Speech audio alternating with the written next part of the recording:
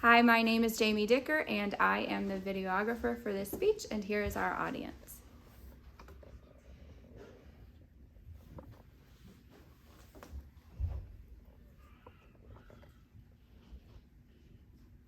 According to Children's Welfare, there are over 407,000 kids in foster care in 2022 alone. And as I showed you in my visual aid, my brother was one of them.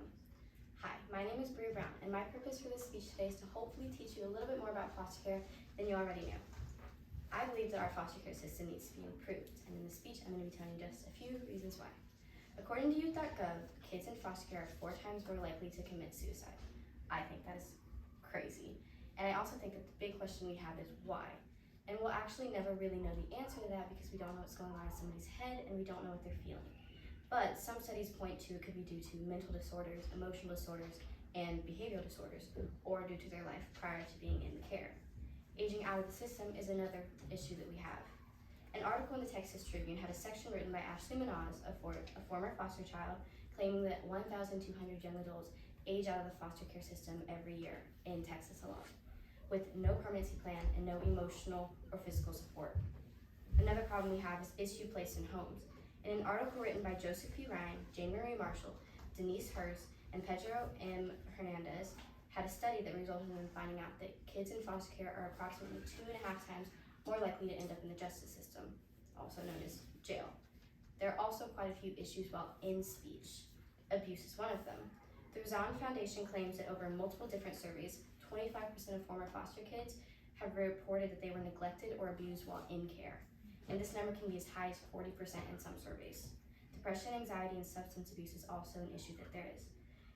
The Razan Foundation also claims that up to 80% of kids in foster care have experienced depression and anxiety. Furthermore, they state that around 90% of kids have experienced trauma, which in turn can lead to substance abuse.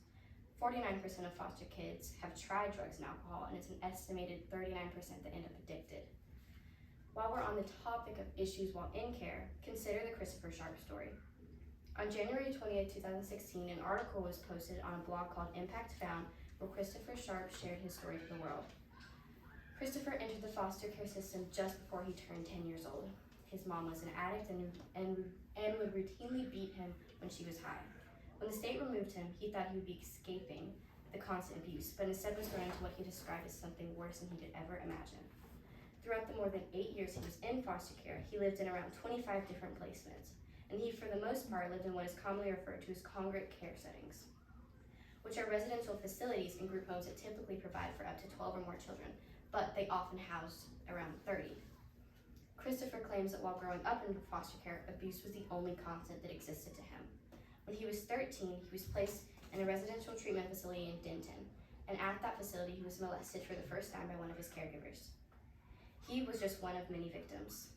The most horrific thing was he couldn't tell anyone. They were forced to go to school on ground, and their calls were monitored by the caregivers, often monitored by the very ones molesting them. And their doors would automatically lock to guarantee that no child could escape. The trend continued until he was 18 and had aged out of the system. Overnight, he was homeless, on the street with no family, no support, and nowhere to turn. He spent the next 6 months on the street, sleeping on the roof and on a shopping strip in Houston at night, and relying on the street economy during the day. Ultimately, the need for improvement is great. It's huge. And while I think the intent behind foster care is good, everyone has a role they can play in making it better. You can't expect to have a good foster care system without good foster families, good caseworkers, and good mentors for kids aging out of the system. I think the solution to improving the challenges in foster care lies in both the community and the government.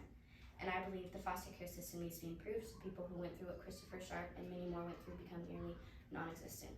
Any questions? How can you tell the difference between a good foster care and like a bad one? Or is there a difference? I don't know, because when you're becoming a licensed foster family, you have background checks, you have thumbprinting, you have all these things to check your background to make sure that you're a reliable source. But I don't think you'll ever really be able to know anyone's intentions just by their background. You seem really interested in this, so have you ever thought about like going into it, like being a caseworker, or? I've thought about speaking for people that don't have a voice, but I've never really considered it like seriously. So, how young was your younger brother when he came to your family? He was 7 days old when we picked him up. And he's currently 2, almost 3. Out of the foster kids, how many get adopted by families? Do you know? I don't actually know that statistic, but I would say a lot less than there should be. Thank you.